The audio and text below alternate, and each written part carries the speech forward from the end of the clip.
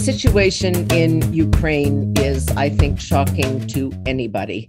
The attacks on civilians as they try to leave the country, given safe passage, and even attacks on hospitals, maternity hospitals.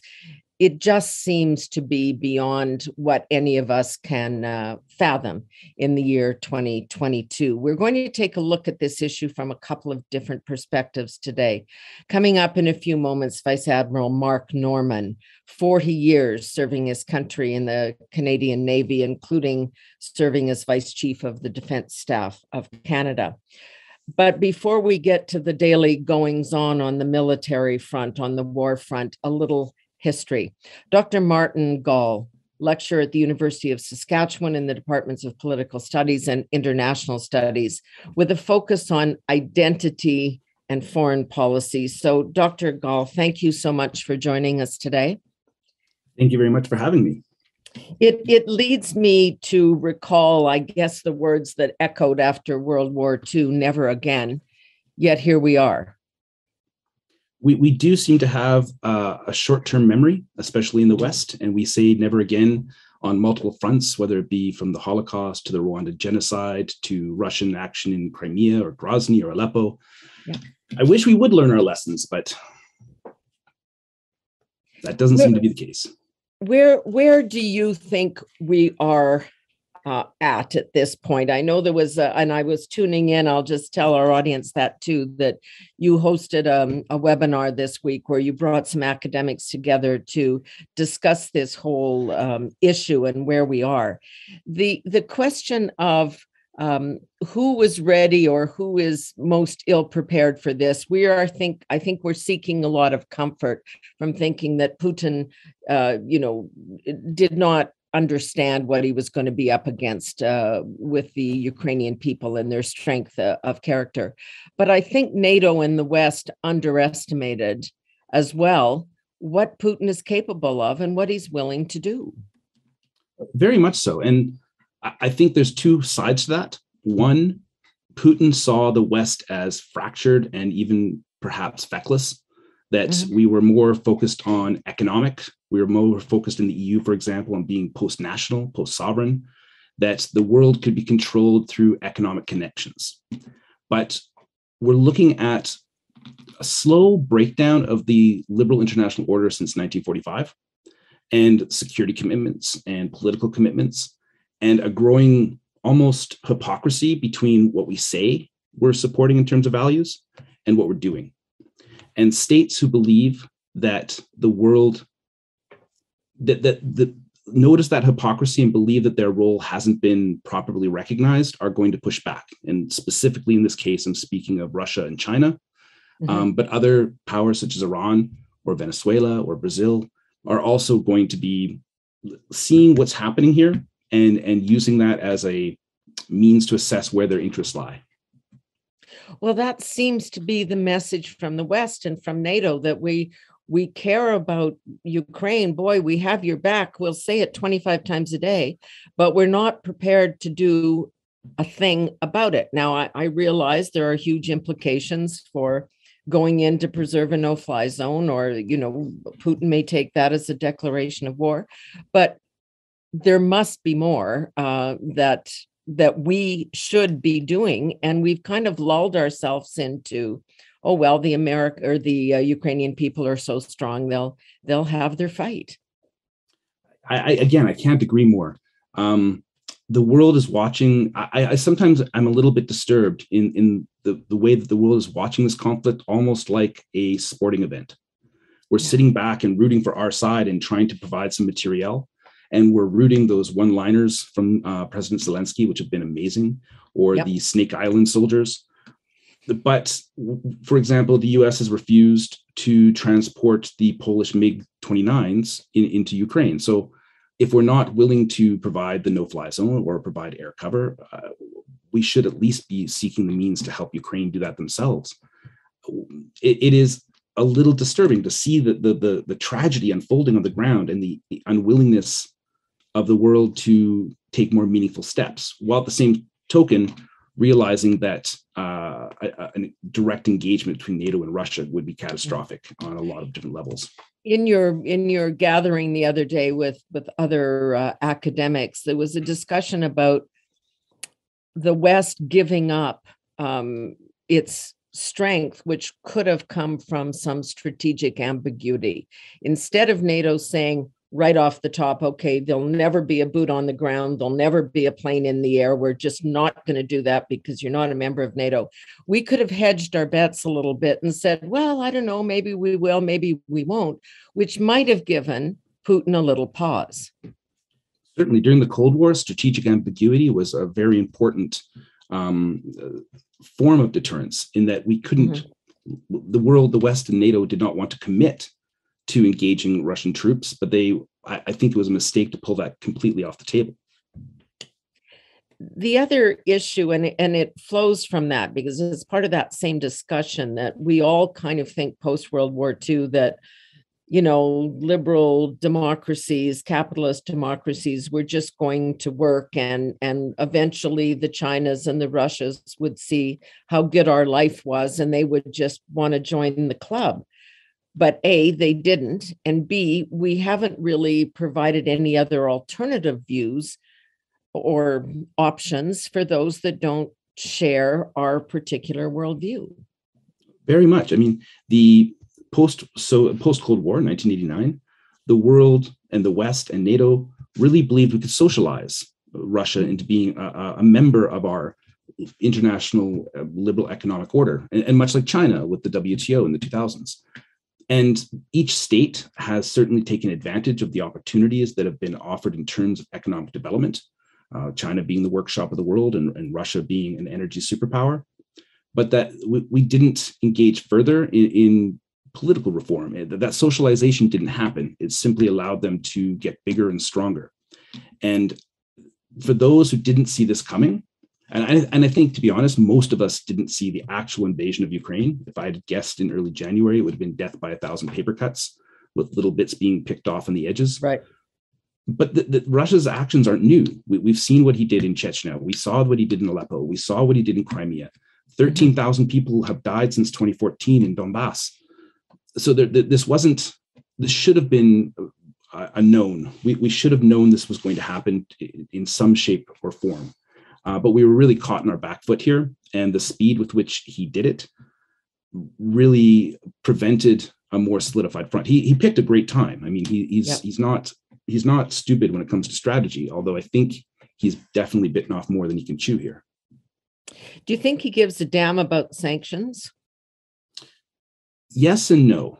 In the immediate sense, I think he still believes that he has enough leverage over the EU in terms of their energy dependence, that in the long term, they're going to cave.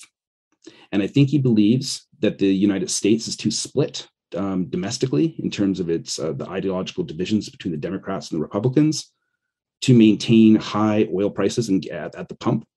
And he believes that the West lacks the resolve to carry this out. So because in the short politically, term, the countries, Canada, Germany, they're so committed to their green agendas that they can't really even be seen to be responding on Ukraine's need or Europe's need for energy, for fossil fuel. It certainly has thrown a monkey wrench into the debates on energy in Canada as well, in Europe and the US. But I think it's really the big stress is that since the 90s, there's been this belief that economics trumps everything. As Bill Clinton famously said, it's the economy, stupid. Yep. And they believe that these economic sanctions will bring Russia back into line. But his geostrategic concerns and his personal desires, I think, at least in the short term, will overcome those sanctions. The question becomes, in the medium to long term, will the oligarchs settle for their children studying in Russia and China and not UK and the US, holidaying in Crimea versus holidaying in Italy? That's where these long-term sanctions are going to go, and it becomes almost a endurance race. Can he manage discontent at home longer than we can manage discontent in the West? Well, and I'm assuming that the oligarchs have their kids somewhere else as it is. I heard one report this week that Putin's girlfriend is safely ensconced with their 3 children in Switzerland somewhere. So they're not actually feeling the pinch. Not yet, but if this draws out longer, those are the pressure points that the West will seek to exploit. Revoking student visas, seizing assets in London. These are areas where they can put fairly strong pressure on the supporting network around Putin. And the other concern too, and we've watched this in many other situations, that there's lots of ways around sanctions. You just put, Russian oil in a different tanker and ship it down a different route. And the question there is whether the West lets him do that, because I'm fairly certain their intelligence networks know what's happening. And sometimes they want that easy out. Like Shell, for example, just bought a tanker of Russian oil at a discount. Then when they were kind of highlighted for doing so, they apologized and said they wouldn't do it again. More importantly, will be partners like China, which will have been facilitating or supporting Russia by weakening sanctions, by allowing wheat, by taking energy contracts. And I'm sure there's been some conversations between Putin and Xi of other ways to support Russia as well. That's the other issue here when you watch, and it doesn't actually matter if you're Putin or Zelensky, the president of Ukraine. You've got to be profoundly disappointed when you see Joe Biden reaching out to Venezuela, to Saudi Arabia, to solve, quote unquote, the supply issues when it could be done domestically. I mean, obviously, in this part of Canada, we look at the Keystone Pipeline and say we wouldn't have this issue if that was functioning. We'd be able to move some supply around, but they must be, the two of them, from very different perspectives, wondering what the hell's the matter with us. The U.S. has slipped very quickly back into this Cold War mindset where my enemy's enemy is my friend. Yeah. And we look at the most direct threat and start to make sideline deals with those that we don't really want to be associated with. I mean, there's a very poised, toxic relationship between Venezuela and the U.S. And the fact that there's diplomats down there trying to find a way to ease energy issues right now in the U.S. again speaks poorly to that gap between what we say and what we do. Mm-hmm. That a lot of these tensions that are arising are because we haven't put into practice the rhetoric of the liberal international economic and political order that emerged. Since the Cold War, we're like, we won, we're done. And now it's Francis Fukuyama, the end of history. Yeah. And that's not the way the world works. I'm hoping this is a gestalt where we see the world suddenly in a different way. And we start to position ourselves in a way to perhaps live up to our promises and to reinvigorate the rule-based multilateral international order that was created in 1945 and has provided immense wealth and security in the world for a good portion. And that's not to say there haven't been bad things. I mean, some of the American actions in Latin America have been horrendous. The American invasion of Iraq probably justifies, at least in Putin's mind, partly what he's doing. But we need to bridge that gap. Absolutely, yeah. We're seeing a real shift though here, because if China, I mean, they may be a bit frustrated with Russia because they didn't do this cleanly in 48 hours. It's taking them more time, but essentially they're there and gives them great freedom to think about Taiwan and other adventures they may go on. Russia trying to solidify Eastern Europe in that way and keep the pressure on Europe that is so dependent on him. We're seeing some big potential geopolitical shifts here, including the Americans wanting to do the Iranian deal again. So it seems like there's a shift on the horizon unless something dramatic happens to Russia. This has almost been an obsession of mine for the past 10 years, to be honest. And that is, we're seeing the weakening and of the resolve to maintain the international political and economic order and normative order. Yep. And if that fails, if that starts to collapse, we're going to be moving from a rule-based multilateral international order to a power-based multipolar international order.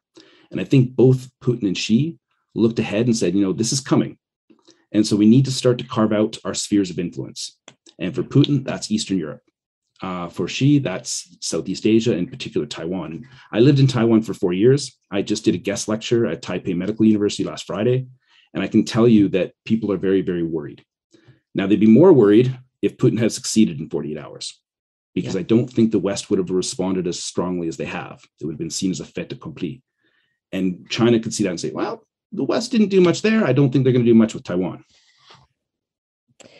Is there, because I know you look at these issues, is there any kind of off-ramp for Putin? Something that if he sees this victory not being clean and swift, that would allow him to save any face? He doesn't strike me as that kind of an individual, but is there something you see that might yet get us out of this until or before we see the death tolls get into the tens of thousands?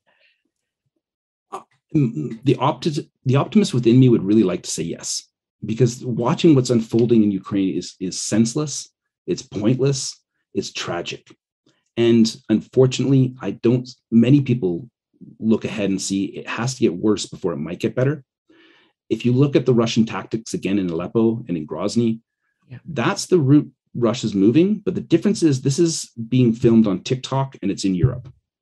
Yeah. And as much as it's terrible to say that something happening in Ukraine is different than something happening in Syria or in Chechnya, for the European imagination, it is very different. This is the first brutal conflict of a great power seeking territorial gain in Europe since 1945.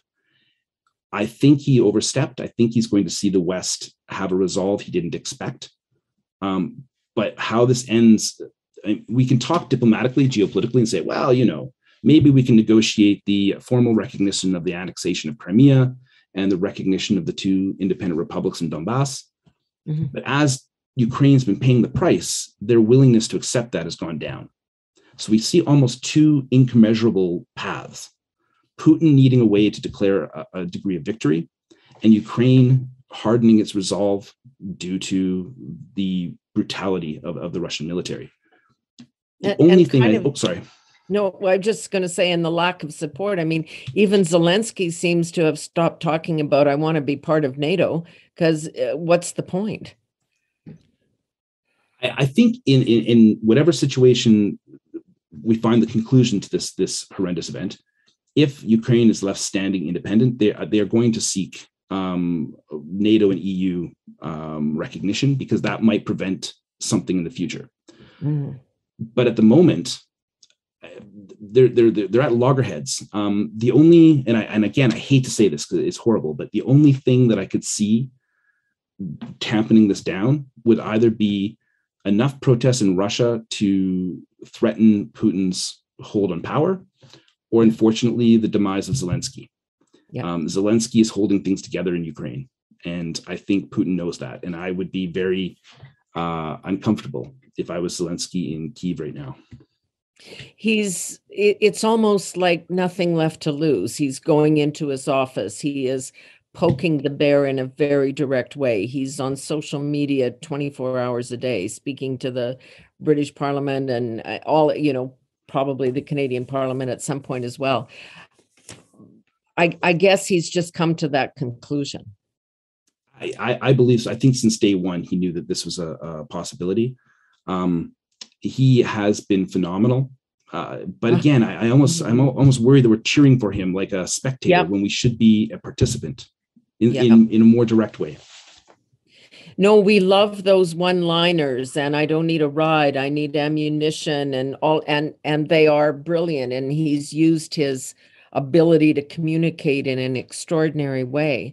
But we have been so slow. I mean, we're talking about sending things in some future, whether it's even next week. That's a lifetime away in this circumstance. And in some ways, the conversation almost seems to have sacrificed parts of Ukraine already, that we're using this to bolster NATO. That we're going to be, and that's meant to be a deterrent to Russia. Yeah. But it can't be a nice signal to the Ukrainians fighting on the ground. They've getting the material, they're able to inflict pain on Russia. If Russia manages to put an iron curtain around Ukraine, it will be a guerrilla conflict. I mean, if we look at, again, Grozny, that was 9 years of intense guerrilla conflict. I believe the West will maintain the support that they can, but this is a moment of reflection. We need to understand where we sit. We need to understand about the world we want to have, and whether we want to reinvigorate that rule-based system, or whether we're going to acknowledge that we're moving into a power-based system. This is a moment to just look in the mirror. It's a gut check. Yeah. Brilliantly put, Dr. Gaal. Thank you very, very much for this. Very, very helpful. Dr. Martin Gaal is with the University of Saskatchewan Department of Political Studies and International Studies that focus on identity and foreign policy. We appreciate your comments. Stay with us, everyone. Next, Vice-Admiral Mark Norman on where we stand militarily. Admiral Norman, thanks so much for being here. I want to start with an issue that we were just discussing with Dr. Gaal. This whole question of strategic ambiguity, that right out of the gate, what NATO members said, including our country in the United States, is never a boot on the ground, never a plane in the air. It's not a NATO country. We're not going in there, which was almost a green light to Putin at that moment, which is okay. They're not going to put up a fight.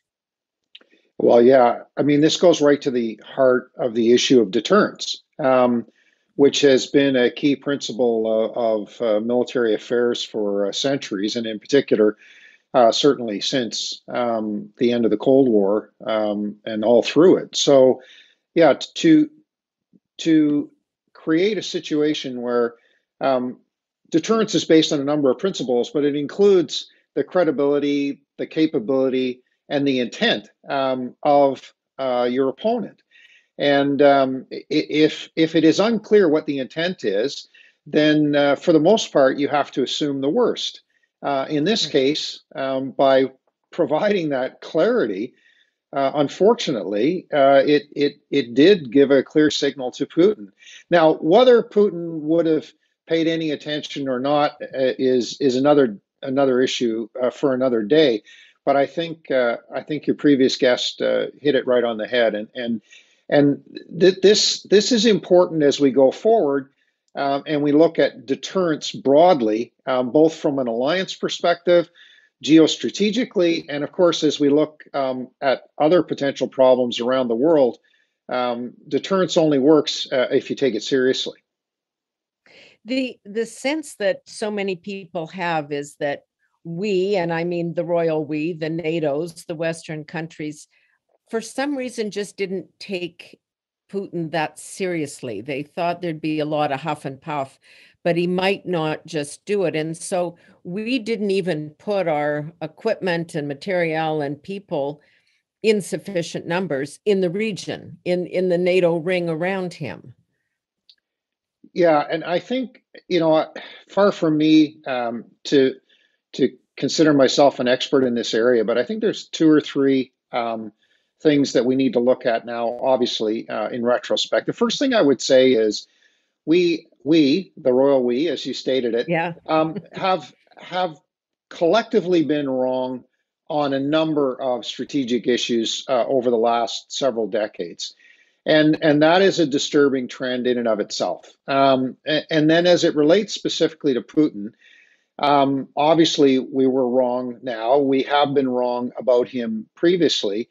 And colleagues of mine have gone as far as to say every significant assessment related to Putin since he came to power by the West has been wrong. And I can't say whether that's accurate or not, but it just goes to the fact that we consistently underestimate him. And one of the concerns in this context is that we credit him in our own minds with what we would characterize as rational thinking.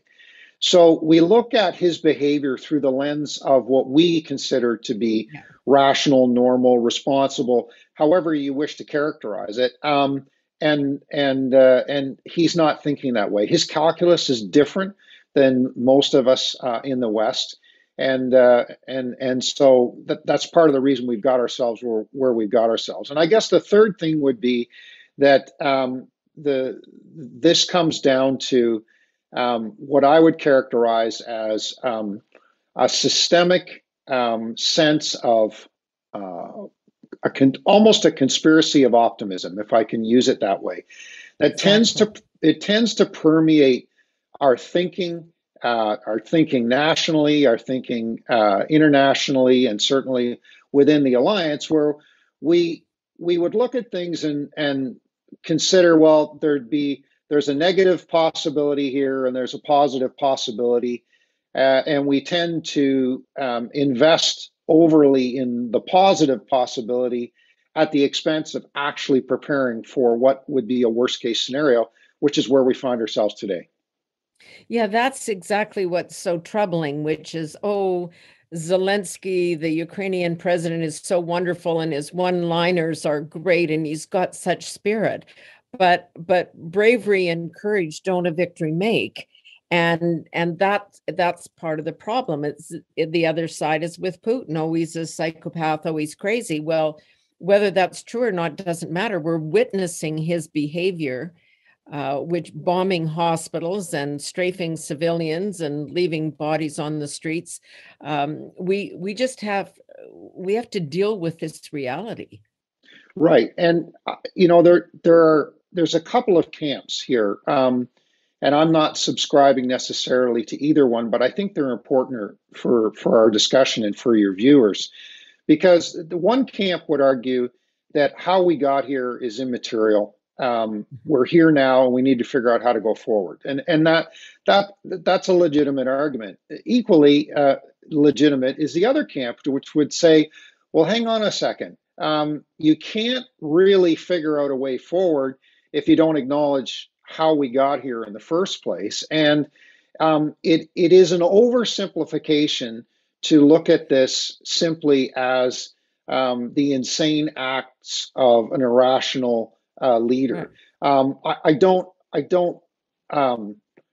not arguing that he is sane or insane or irrational or not rational, but we can't necessarily write off a lot of the background and significance that got us to this place simply by putting it into a box marked Putin is a lunatic and putting a bow on it, and using that as an explanation for everything that's happened, because And that's getting ourselves off the hook for not being prepared. right, exactly. And for, as you said earlier, for not only for being unprepared, but not necessarily taking the indicators seriously, et cetera, et cetera. Yeah.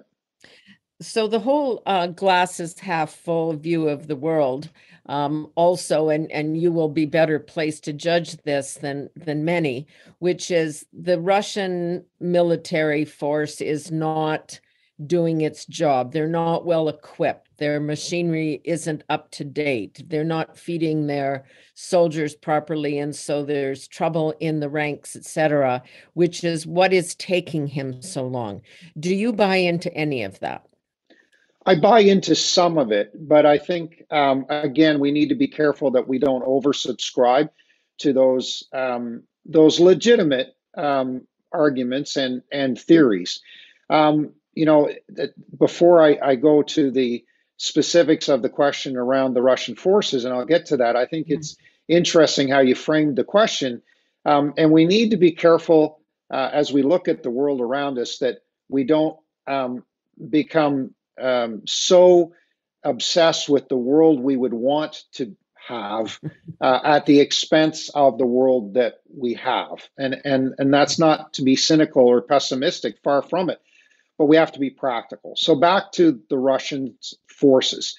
My generation, we joined at the later end of the Cold War.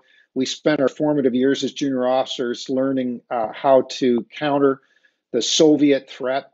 The Russian military is simply an evolution of the former Soviet military, very similar in its approach and doctrine, its equipment.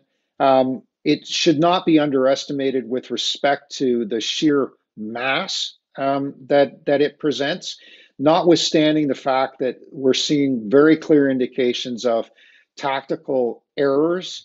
We're seeing clear indications of logistical failures. And I'm reading in an open source material of indications that they've got serious problems with morale and leadership, partly because it is a conscript army. Most of them are very junior and very inexperienced, and their leaders are not necessarily as seasoned or as capable of leading these folks as they thought. Plus, they're dealing with a Ukrainian opposition, which is giving them a real run for their money, so to speak. So there is some substance to this, but they should not be written off or sadly dismissed. And we're seeing it. We're seeing it in hour by hour, day by day. And what they've reverted to is what friends of mine would say, they've reverted to type. So we thought they were going to be, that we thought they would go in quickly, be a little more agile, sort of things we've seen in the last couple of decades in other military actions around the world. But now they've dug in, partly because they've had to, and now it's heavy artillery, rocket barrages, long-range missile launches, and basically attacking civilian targets, which is absolutely ruthless and inexcusable.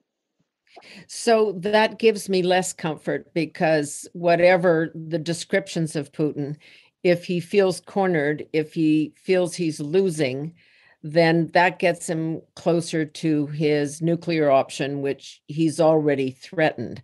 We know he doesn't care about the lives of Ukrainians or other Europeans particularly. Not sure he cares that much about the lives of his own people.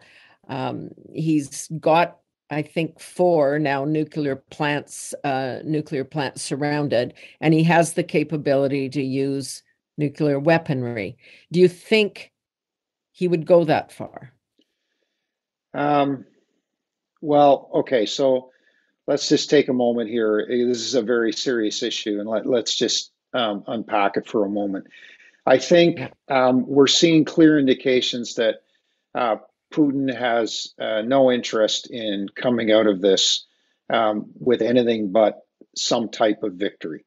And some of the rhetoric would indicate that he would rather see Ukraine destroyed than under the control or influence of the West. So if we take that as context, I think we're seeing that their willingness to escalate the use of very significant weapons. We're now seeing thermobaric weapons be used. These are air fuel weapons. Some of the massive explosions that we saw in the early days of the shift into the missile and rocket attacks are indicators. These are very specialized weapons that are slightly higher on this escalatory scale.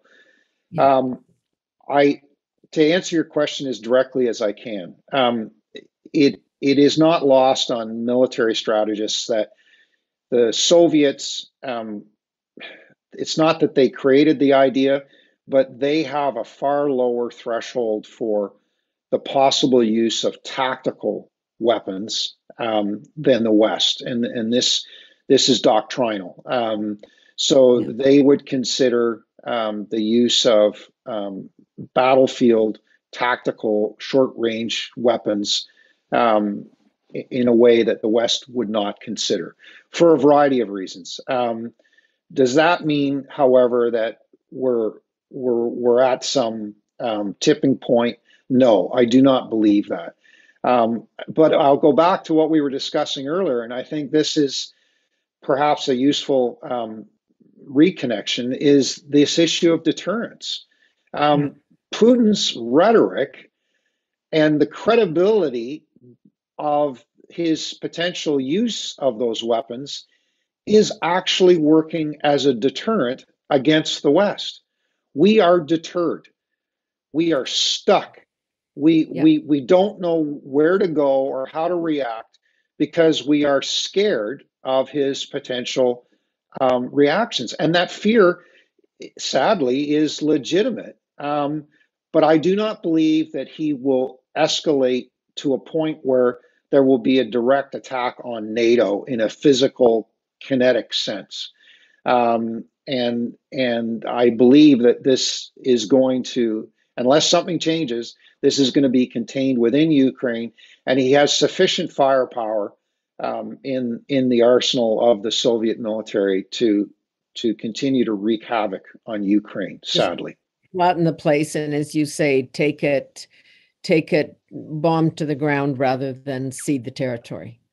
Yeah, and I think, you know, as horrific as the images are that we're seeing, and I think they're going to get worse, and I think we're going to start to see a significant degree of frustration in Western populations, potentially in capitals, as people are watching this and saying to themselves, well, what are we doing? Like, it's one thing to help with humanitarian issues, but we're not really stopping the damage in the first place. No, this impact, I mean, it's a brilliant insight that, in fact, the deterrence is on us, as we are the ones that are being deterred, and we see our leaders, all of them, running around saying, well, you know, in Canada's case, we'll send, you know, planes next summer, and we're going to send a few more people into Latvia, and you can have some hand grenades and some this and some that. But by the time we get there with these supplies, quote unquote, this could be over. Like, again, we weren't in the right place at the right time. Yeah, I agree. And I suspect you're looking for a reaction, so I'm going to give you one. Give me one, please. Well, I'll give you a couple, and this may seem a little strange to your viewers, but let's go back to January, February, March of 2020, when we got early indications of some kind of virus. We weren't really sure, and nobody really knew what to do. And I think it's a useful frame of reference because everybody's lived through it. Every one of your viewers understands how wholly unprepared we were as a country, as a global community, and as a society in general, and the impact that it had. Now, why is that a useful comparison? Well, for me, it's a useful comparison because it comes down to a couple of things. It comes down to the fact that many of the measures that would have helped us in the early days of the pandemic, notwithstanding whether we agreed with, accepted or not the indications at the time, but the things that would have helped us, a domestic vaccine production capability, PPE, masks, surge capacity in hospitals, all of these things that your viewers can relate to because they lived through it. Those are all things that were risk managed. The worst terms in the machinery of government you can possibly imagine. And they were risk managed at times for a variety of reasons, which at the time people could explain and rationalize. But ultimately, it meant we were unprepared. We now find ourselves in a very similar circumstance. This case, we're dealing with, it's not a virus, it's the actions of an individual, but it's having an effect on, certainly on regional security in Europe, and arguably it's spilling out into global security concern. And we're not prepared. We've allowed equipment levels to fall well below where they should be. The fleets that are in service are woefully unprepared.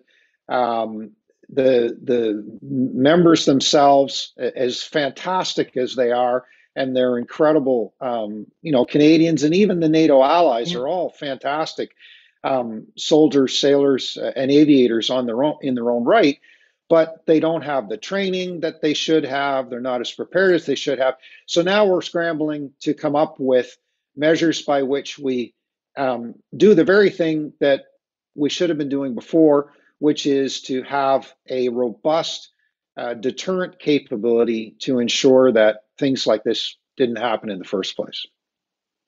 No, that's the thing. That is, again, a key part of the deterrence, which is they've got to be able to look to the West and say, okay, they're ready. So we better be careful what we do. But they know our equipment is hopelessly out of date and that we seem to have trouble making those decisions. The you've now, raised luckily, a lot of our partners. No, luckily, a lot of our partners who are there on the ground, and obviously far closer to the action, so to speak, are in much better shape. But as a whole, we have allowed ourselves to become complacent in this regard.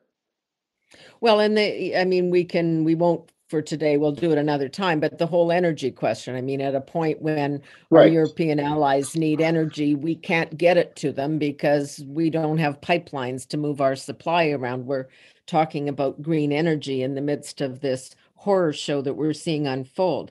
But there's also other questions there in terms of the sanctions that we have imposed. Yes, it may bite on the oligarchs and on the Russians, but it's also going to bite on us.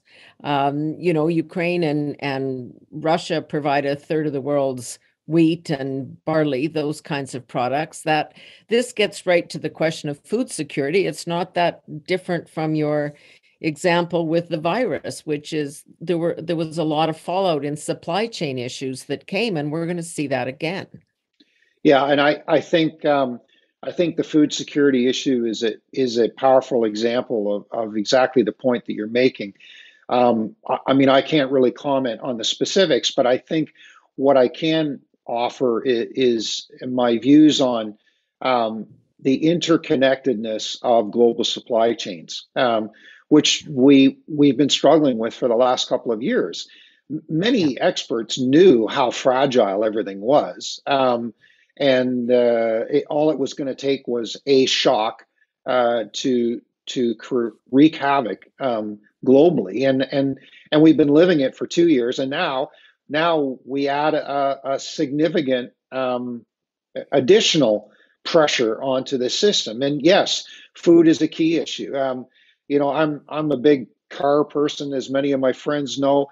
Ukraine produces a lot of parts for many of the German auto manufacturers, and they're already struggling for other reasons to have production. So these are the kinds of things that people don't think about until they're on them. And of course, now Canadians are seeing this. They're seeing this at the pumps, and it's going to get worse. And I think you're right. And then they're going to see it in the grocery bills. Even those supplies that they can get are going to be significantly more expensive just because of the cost of moving those goods around, and some of them may become difficult to get. So this is where, to put a really fine point on it, this is where I'm very critical of us as a country, and it's not political. It's truly strategic. I think that we tend to operate on the planning cycle of elections. We tend not to look past what are short-term objectives, driven primarily by public opinion and the desire to either get into power or to maintain power. Those are functions of our political system, and I accept those. I'm not arguing against those.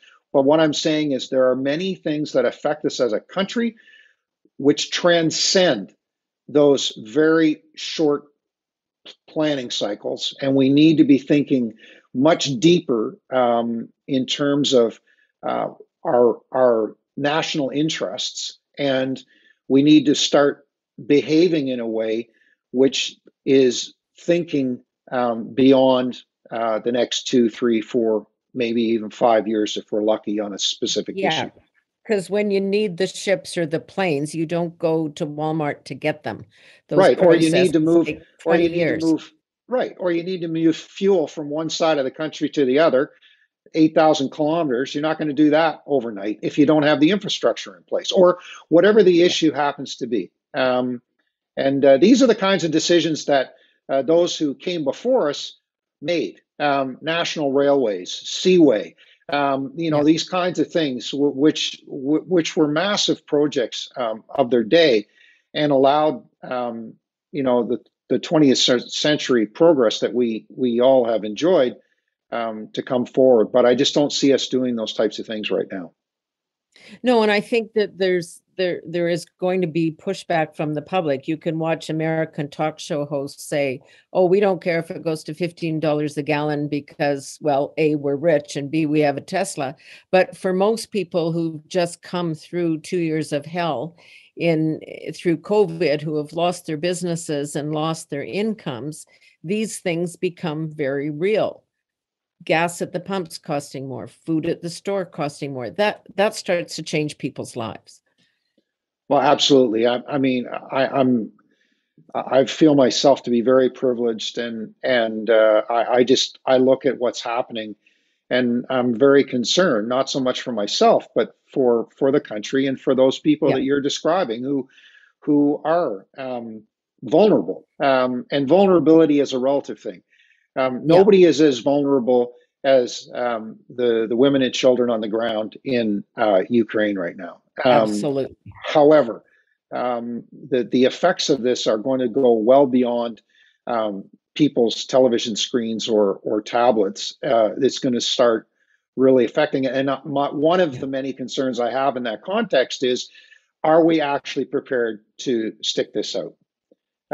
Because this isn't going to get resolved quickly. And, everybody talks about these measures biting when they start biting. Well, it's not going to be quickly. And the lag time after the fact, again, you can use a COVID analogy. The infection rates were always lagging behind what was actually Right. happening. It's the same kind of thing that's going to happen here as we look at the impacts in Europe. They'll hit it. They'll feel it before we do, but we're not going to be immune from this. And I think that that's a key takeaway. We are no longer immune from what happens in the world around us. We are intrinsically linked to major events like this, and there is no avoiding it. And the question for us is not only how do we react to them, because then you're playing defense. Is how do we proact in the face of them as we go forward? I have two quick questions. I could talk to you forever about this, but it's related to your point of the inability or maybe the unwillingness of governments to make decisions that are beyond a 4-year election horizon. One is cyber retaliation that we haven't seen well, we don't know, I guess, how much of it we've seen from Russia, but we can't even make a decision about Huawei in this country. Right. And the other one is the North. Anybody in the Air Force guys will tell you this, and you know this, that the Russians poke their planes into our airspace on a weekly basis just to remind us that we can't do anything about it or don't seem willing to do anything about it. Are you nervous on both those fronts?